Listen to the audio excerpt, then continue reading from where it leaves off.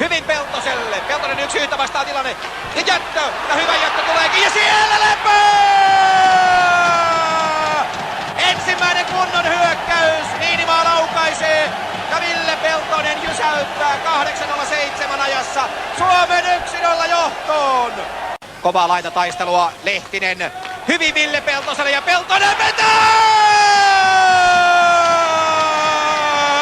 Nyt saa jo vähän venyttää lauseita. 2-0. 37-39. Ville Peltonen. Saku on takana. Saku. Ja siinä on paikka. Ja sieltä se tulee. Ville Peltonen 3-0. 39-56. Mutta Ville Peltonen ottaa kiekon ja tulee samaan paikkaan. Jutila lauko ja siellä on 4-0. Ja jokohan nyt taittuu. Joko nyt taittuu selkäranka.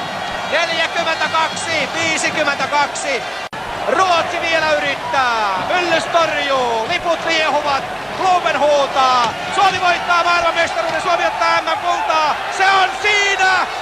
Se on siinä! 4-1! Suomen historian ensimmäinen MM-kulta on varmistunut. Ja katsokaa tätä meteliä, katsokaa tätä rypälettä, mikä on syntynyt